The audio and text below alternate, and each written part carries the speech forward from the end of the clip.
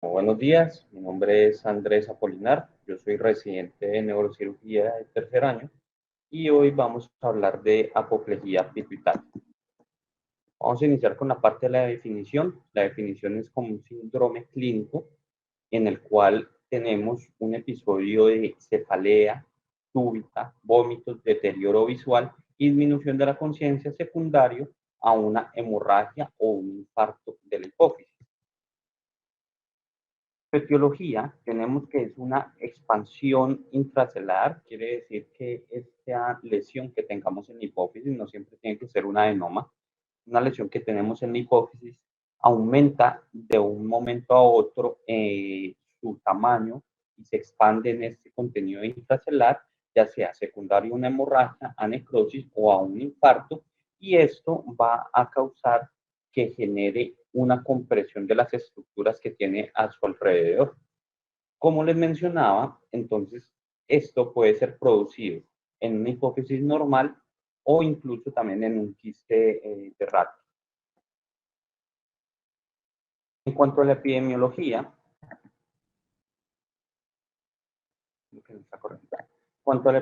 entonces tenemos que la prevalencia es de 6.2 por cada 100.000 habitantes, con una incidencia de 0.17 por cada 100.000 años y una frecuencia que va de 2 al 12% de los pacientes que tienen adenomas.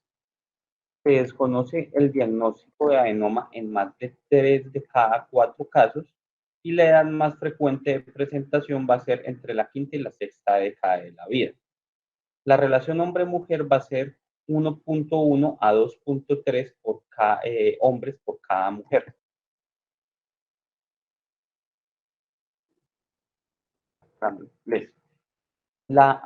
Existe un concepto que es la apoplejía subclínica, la cual va a ser más frecuente que la apoplejía aguda y se encuentra en 25% de los adenomas que muestran necrosis o hemorragia. Mientras que la clínica la vamos a encontrar solo en el 2 al 10% de los tumores hipofisiarios. Sin embargo, es el 80% de los pacientes que tienen una apoplejía, esta es la primera manifestación que tienen de un tumor de la hipófisis. Entonces, de ahí su gran relevancia. Lo otro es que el macroadenoma va a tener un mayor riesgo de generar una apoplejía en un 3% de los casos. ¿Qué factores tenemos predisponentes? Hipertensión, cirugías mayores, pruebas dinámicas, pacientes que estén coagulados, anticoagulados o que tengan algún tipo de coagulopatía, los estrógenos, la radioterapia, el embarazo. Así, se han medido algunos factores que están entre el 10 y el 40% de los casos de apoplejía, entre los cuales destaca la geografía cerebral, que se puede presentar entre minutos hasta incluso 7 horas post-angio, la cirugía ortopédica, que se puede presentar la apoplejía entre 24 y 48 horas, la cardíaca entre las primeras 72 horas de la cirugía, el TEC, que lo podemos encontrar la apoplejía en las primeras 3 horas hasta 3 semanas, y ya las pruebas dinámicas van a ser aproximadamente la primera semana. Los pacientes que usan agonistas van a ser de la GNRH, van a ser los primeros 10 minutos, y la parte de la dopamina, que es una cobertura. Según el tipo del adenoma, entonces también vamos a tener un mayor riesgo de que el paciente pueda tener una apoplejía. Entonces, ¿en qué pacientes vamos a tener un mayor riesgo? Como decimos que es un paciente que aumenta el tamaño de la lesión de un momento a otro y se expande, entonces esos pacientes que tenemos ocultos o que no sabemos que tienen un adenoma, que son principalmente los no productores, y al ser no productor permite que el tumor crezca más a lo largo del tiempo, entonces estos son precisamente los que van a tener más riesgo. Y eso debido a que cuando crece más el tumor, su irrigación va a ser más precaria y al ser más precaria va a tener más riesgo de infartarse. Entonces vamos a encontrar que lo más frecuente van a ser macroadenomas y precisamente no funcionantes. Otros tumores que no son tan frecuentes va a ser el prolactinoma y el secretor de hormona del crecimiento, Y ya tenemos tumores que pueden ser silenciosos, como el ACTA, los ACTH silenciosos, que es del 30 al 64%, los prolactinomas, que los podemos encontrar entre el 6,8 y el 20%, y otros tipos de adenomas que va a ser del 2 al 14%. En cuanto a su fisiopatología, entonces vamos a debutar con un rápido aumento del tamaño intracelular, que nos va a generar unos síntomas de forma temprana, que lo más común va a ser la cefalea, y que va a ser intensa y repentina. Esto secundario a que la vascularización del sistema hipofisiario y el sistema y el riego arterial directo va a ser precario para esa zona tumoral, lo cual va a hacer que se imparte y que hayan también pequeñas áreas de hemorragia. El suministro de sangre, entonces, que decíamos que va a ser el menor que el de la hipófisis normal. El crecimiento tumoral, entonces lo que decíamos, los macroadenomas que tienen mayor riesgo, y la fragilidad de estos vasos, porque estos vasos son más delgaditos y van a tener una tendencia más a romperse. Eso es entonces lo que va a suceder. Tenemos un paciente que va a tener un factor precipitante con una reducción de la parte microvascular, que puede tener una reducción de la angiogénesis, como decimos, en la parte tumoral hay menos angiogénesis, un incremento de la presión intracelular, un aumento de la parte de los aminoácidos y un aumento también de la glucosa. Entonces, todo eso va a impactar en que se reduzca la perfusión y finalmente esta zona se infarte y genere una apoplejía. Muy bien. En cuanto a la clínica.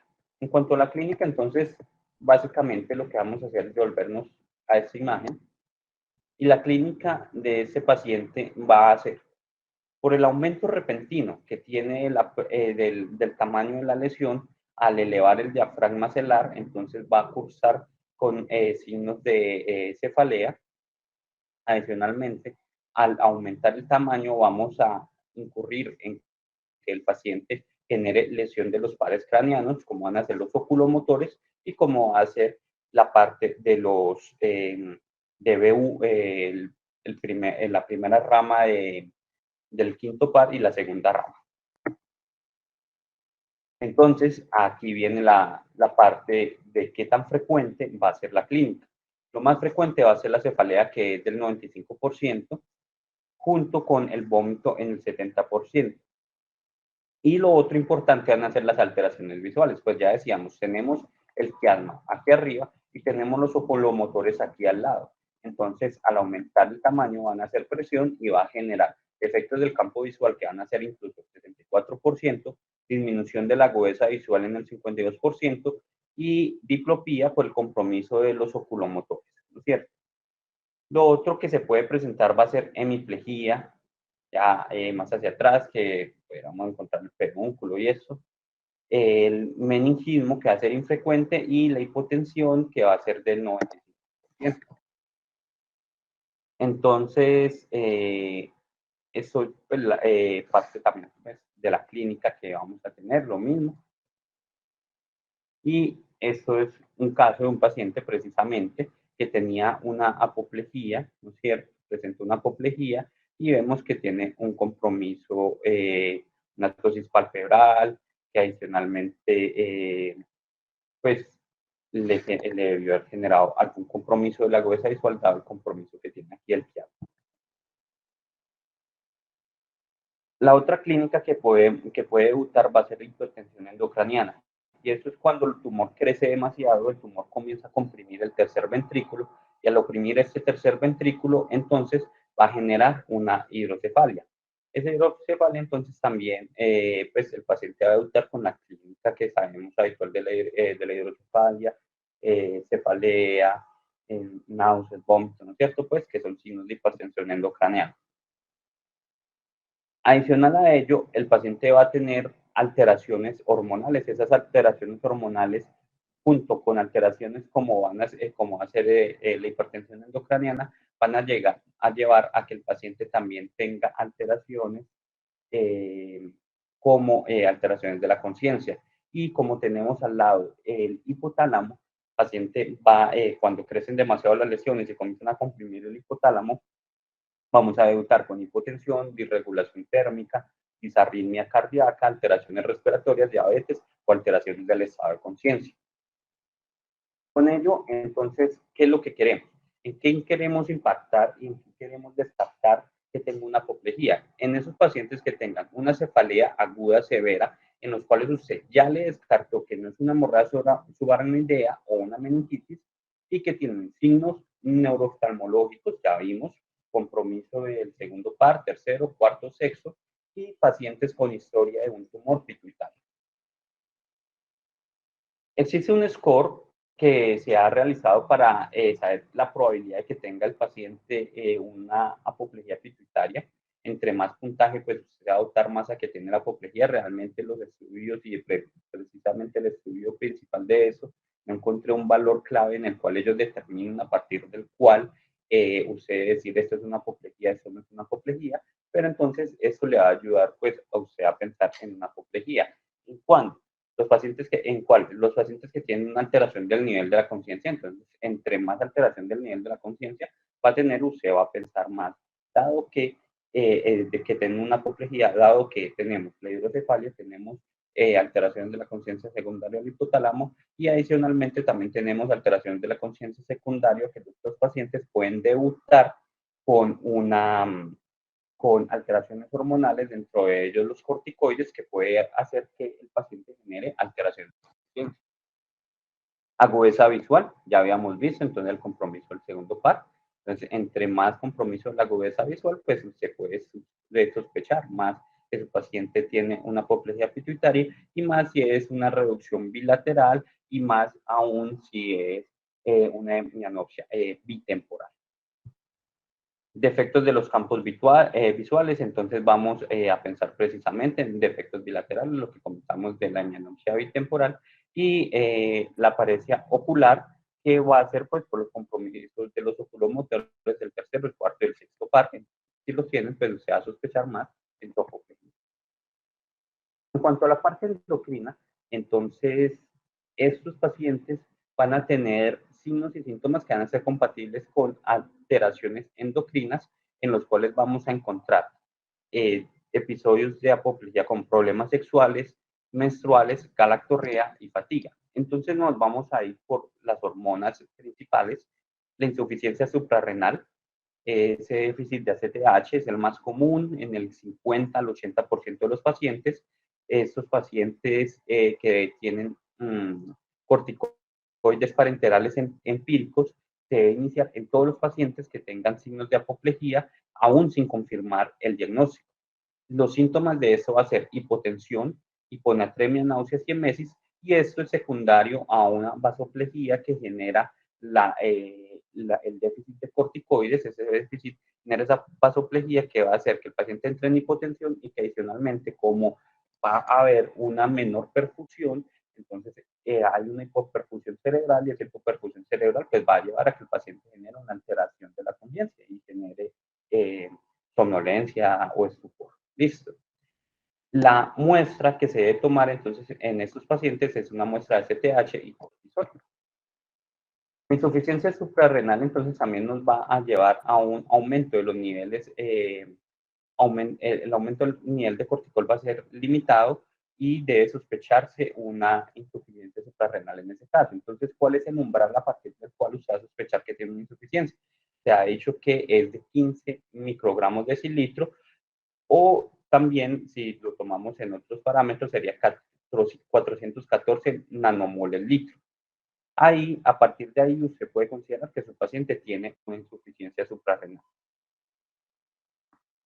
¿Eso por qué? Pues normalmente se toma como referencia 5, sin embargo, como su paciente está en ese momento en una situación de estrés, entonces él se supone que debe subir el cortisol, entonces por eso decimos que tomamos de referencia 5.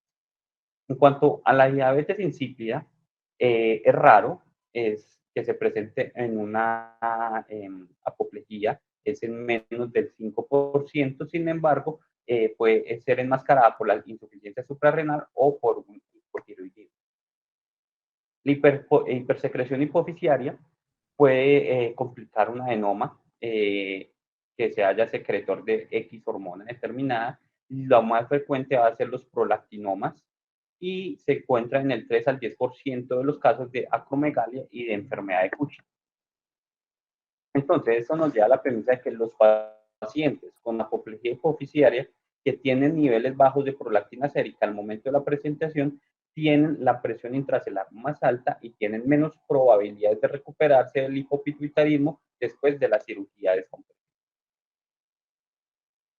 En cuanto al diagnóstico, entonces, lo primero apenas llega el paciente al servicio de urgencias, necesitamos pedir electrolitos, función renal, función hepática, análisis de la coagulación y un hemograma completo. Adicionalmente, tenemos unas hormonas que sí o sí tenemos que hacer, que van a ser el cortisol aleatorio, la prolactina, la T4 libre y la TSH. Hormonas que podemos hacer con el tiempo o que no son tan emergentes para el paciente para tomar una decisión temprana va a ser la IGF-1, la hormona del crecimiento, la LH, la FSH, la testosterona en los hombres y el estradiol en las mujeres. El TAC, el TAC nos va a ayudar para descartar hemorragia subaracnoidea y este va a mostrar una masa intracelular en el 80% de los casos con componentes hemorrágicos en el 20 al 30%. Después de unos días esa sangre va a disminuir y puede ser más difícil de detectar. En la resonancia lo que vamos a ver es un T1 variable que en casos de infarto hemorrágico es hipertenso debido a la sangre y en el T2 tiene una señal variable. En el T1 contrastado, que es el T1 con GADO, vamos a ver un realce variable generalmente periférico que va a ser difícil de identificar debido a la alta señal. Entonces, estos son los cambios que vamos a ver en la resonancia. Entonces, aquí vemos el T1, en el cual vemos una lesión que es hipointensa con unos focos hipointensos aquí hacia la base. El T2, que vemos aún una imagen aún mucho más heterogénea.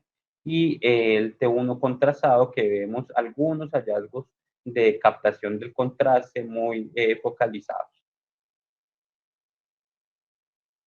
En cuanto al tratamiento, el tratamiento vamos a tener, depende la clínica del paciente, entonces en las formas leves, que son esos pacientes que presentan con un dolor de cabeza leve, anomalías visuales que no son muy relevantes, deficiencia hipofisiaria que va a desarrollo lento. Entonces, estos pacientes pueden persistir durante varios días o semanas y ya tenemos los otros pacientes que va a ser el espectro de los pacientes que van a ser que van de forma aguda y grave, que van a generar ceguera, coma, signos neurológicos, problemas hemodinámicos en horas, que van a requerir un diagnóstico pronto, un manejo con corticoides y descompresión. Esto puede llevar a la muerte del paciente por la insuficiencia suprarrenal, por eso es tan importante mirar pues, iniciarle a estos pacientes, incluso con la sola sospecha clínica, el corticoide y hacerle un examen previo a iniciarle los corticoides, obviamente, un examen de cortisol. Estos pacientes entonces van a tener una conciencia alterada que mejora después de la descompresión, campos visuales y agudeza visual que mejoran luego de la descompresión y la oftalmoplejía que incluso sin descompresión puede resolver luego de varias semanas. La función endocrina va a permanecer siempre alterada por lo general. Los objetivos del tratamiento van a ser mejorar los síntomas, aliviar la compresión de las estructuras locales, particularmente, pues obviamente, la vía óptica, mejorar la agudeza.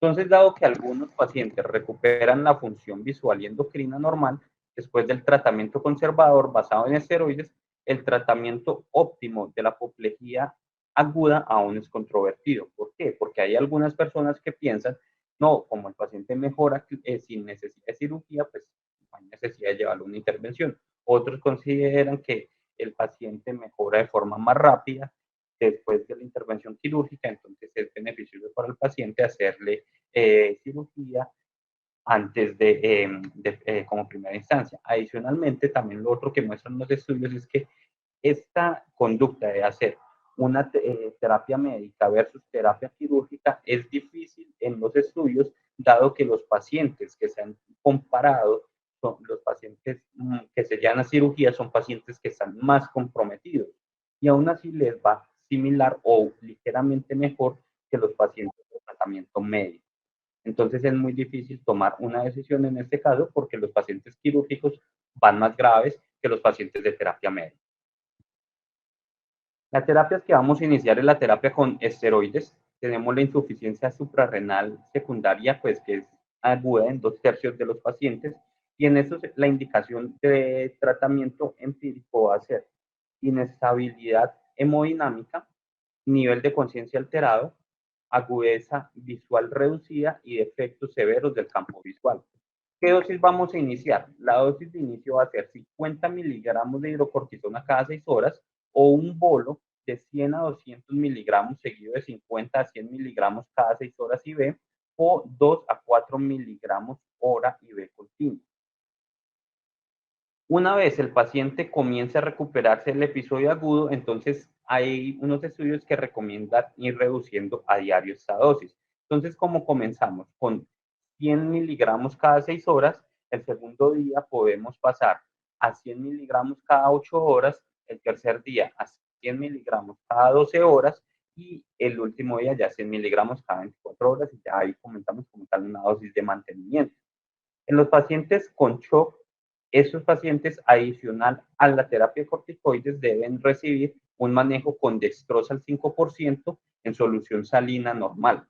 Y los pacientes que no cumplen los criterios para terapia empírica urgente, que fue lo que vimos anteriormente, deben ser considerados para tratamiento, aún así, si su cortisol sérico es a las 9 de la mañana es inferior a 550 nanomoles litro. La reserva de ACTH debe reevaluarse 2 a 3 semanas después del episodio de apoplejía aguda por un tumor hipoficiario que ya se ha resuelto, y la dexametasona no es de preferencia. Sin embargo, si el único corticoide que usted tiene a la mano, puede llegar a usarlo, pero no es el de preferencia. Siempre debemos tratar de usar hidrocortisona. Ahora vamos a iniciar la parte del abordaje quirúrgico. En cuanto al abordaje quirúrgico, la cirugía de preferencia siempre hace la cirugía transesfenoidal. Nos lleva a una adecuada descompresión de los nervios ópticos y de las estructuras neuroanatómicas que contacta el tumor. Hay unas indicaciones, y eso lo voy a leer textualmente como lo dice la guía, que va a ser signos neurooftalmológicos graves, agudeza visual gravemente reducida, defectos del campo visual graves y persistentes o deterioro del nivel de conciencia, igual a tratamiento quirúrgico.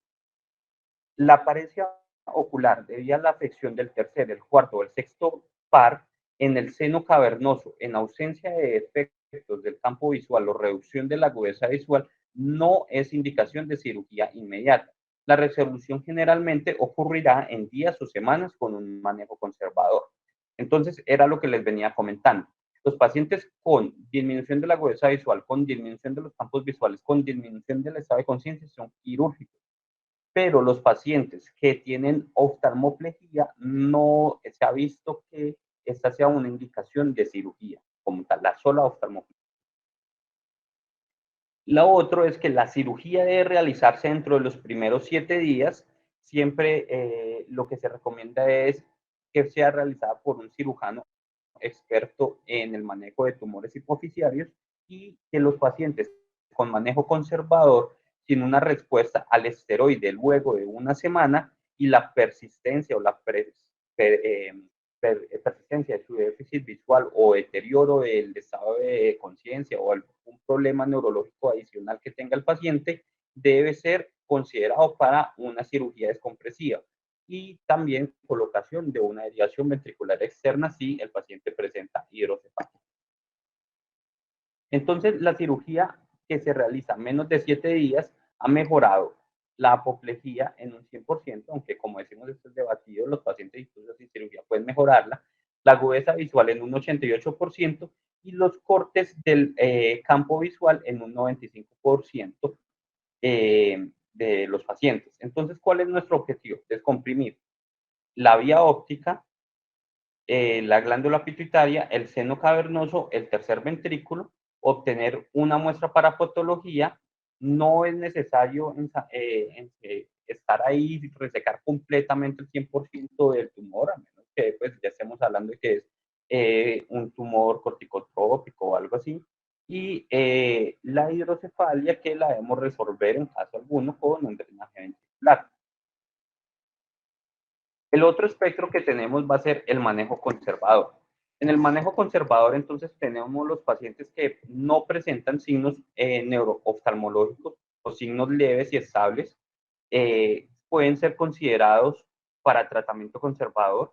Pacientes con agudeza visual reducida o campos visuales defectuosos, se debe realizar una evaluación formal de campos visuales y la agudeza visual de todos los días hasta que se observe una clara tendencia de mejora.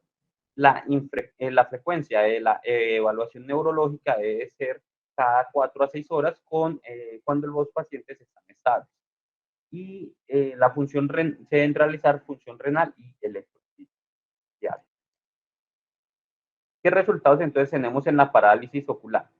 Se resuelve por completo en el 75 al 100% de los pacientes sin cirugía y en el 31 al 57% de los pacientes con cirugía. Las parálisis oculares conllevan espontáneamente un pronóstico relativamente bueno, incluso pueden tardar varias semanas o meses en resolverse. Los resultados de los defectos oculares, entonces tenemos cirugía versus tratamiento conservador. En cuanto a la agudeza visual, se normaliza en el 50% de la cirugía, en el 60 al 100% del manejo conservador. Mejora en el 6 al 36% de la cirugía, entonces mejora un poco más en la cirugía versus el tratamiento conservador. Y en el campo visual se normaliza en el 30 al 60% de la cirugía, en el 50 al 100% del conservador y mejora en el campo visual mejora más con la cirugía que con el conservador. Pero como les había dicho, los pacientes que se llevan a cirugía tienen un defecto visual más grave, tienen disminución de la agudeza visual mayor, tienen mayor compromiso de los campos visuales, entonces es difícil tirarse hacia un lado o hacia el otro, porque pues si bien hay algunas cosas que uno dice, ve, pero aquí como que la cirugía no tiene tanto efecto, con que tenga mejor efecto el manejo conservador, pero pues son pacientes más graves, es de esperar. Entonces, la descompresión quirúrgica puede mejorar la función pituitaria. Después de la cirugía se recupera parcial o completamente en más del 50% de los casos. Alrededor del 20% de los pacientes con apoplejía no requieren terapia de reemplazo después de la cirugía.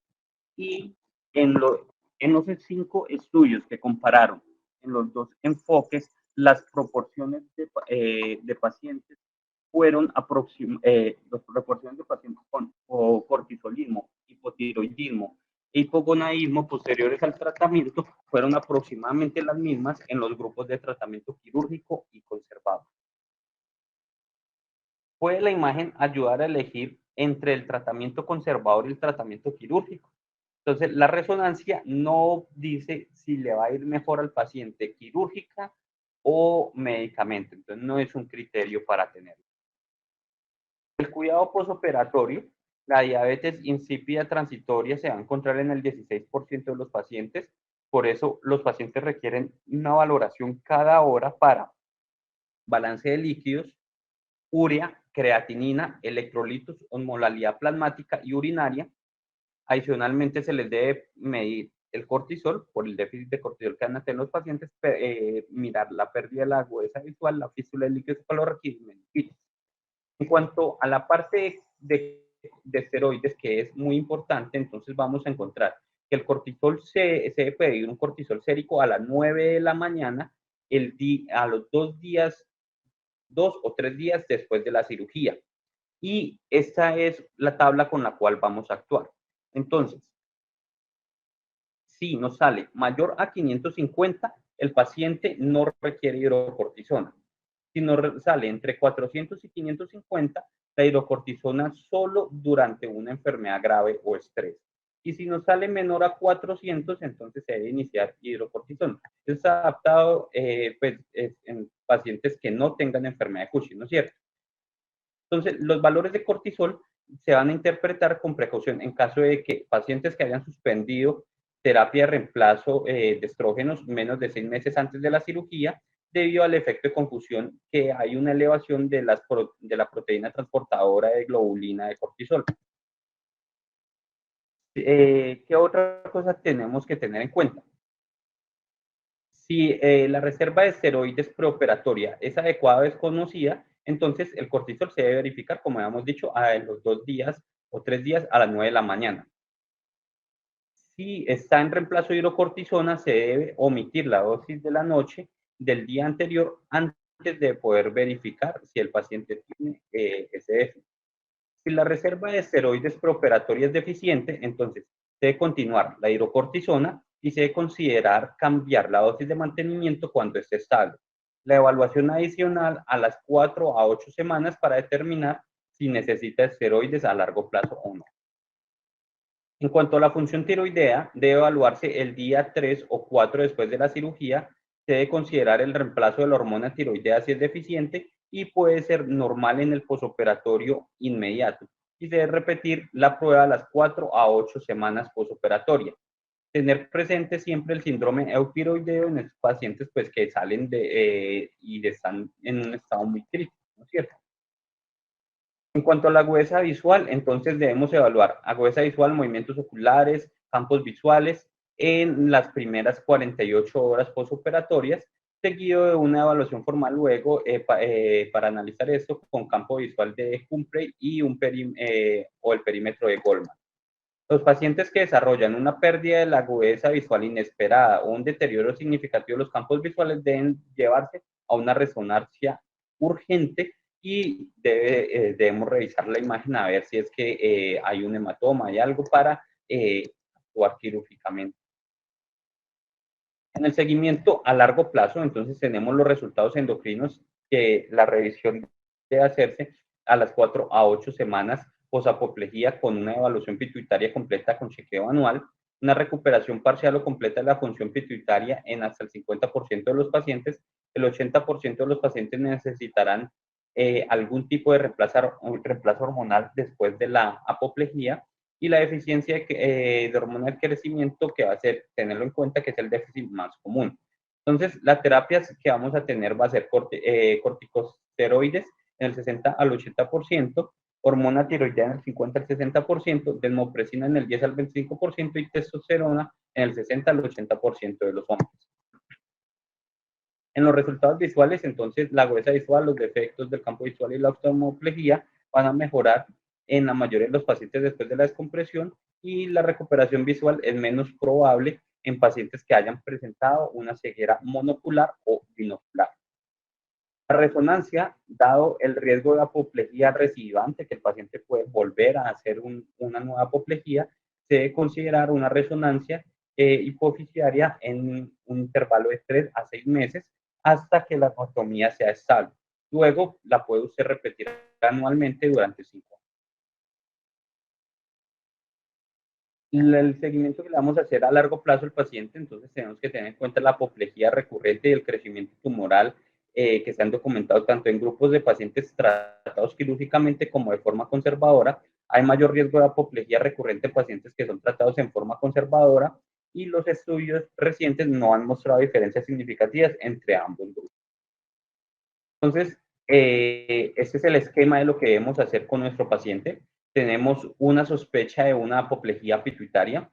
Debemos hacer medidas de soporte que lleven al paciente a una estabilidad hemodinámica, asegurar el manejo de electrolitos y líquidos, considerar el reemplazo de corticoides, iniciar pues, la dosis de corticoides, y hacer de forma urgente un test bioquímico y endocrino en el cual vamos a tener hormonas que las más relevantes, ya les recuerdo, son cortisol, T4 libre, TSH, y luego ya de eso, ya CTH, y luego ya de eso entonces vamos a hacer una resonancia urgente para confirmar el diagnóstico con esto, o en caso alguno de que no se pueda hacer una resonancia por algún motivo, hacer una tomografía, pero pues no es lo recomendado. Ya con esto entonces debe actuar el equipo de neurocirugía y debe valorar la agudeza visual del paciente, que si es severa, el deterioro de los campos visuales si es severo, y el deterioro del estado de conciencia. Si tiene alguno de estos criterios, cualquiera de estos tres criterios, el paciente debe ser manejado quirúrgicamente. Si no, el paciente se va a llevar a un manejo conservador y se va a hacer controles endocrinos, visuales, para mirar cómo va mejorando el paciente. Si el paciente está estable y mejora, entonces usted puede continuar el manejo conservador. Si el paciente no mejora o ya lleva una semana y sigue igual, entonces el paciente debe ser llevado a un manejo quirúrgico. Entonces, puntos claves: la expansión del adenoma por hemorragia o necrosis. La clínica que hacer cefalea paroxística con déficit endocrinológico y neurológico. Y el manejo agudo va a ser la administración inmediata de glucocorticoides y la descompresión por vía transesfenoidal en los primeros 7 días en los pacientes que cumplen los 3 criterios que ya hemos dicho. Muchas gracias por su atención. Esto era lo que traía para hoy. Andrés, muchas gracias. Muy buena la exposición. Yo te tengo una pregunta, pues para mí es claro que cuando hay déficit visual, el paciente debe ser operado inmediatamente, pero me queda una duda: cuando el paciente tiene una hiperprolactinemia y el adenoma es por sí, el sangrado es por un adenoma, macroadenoma, pero con hiperprolactinemia, y está ciego en las primeras horas, ¿recomendar cirugía o tratamiento agresivo médico con cabergolina? Profe, en ese caso yo consideraría que la cirugía es lo que más va a impactar de forma más temprana en la agudeza visual. Siempre pues, la bromocriptina, ¿no? La cabergolina nos puede ayudar a reducir, y hemos visto casos que reducen bastante el tamaño de la lesión en esos prolactinomas.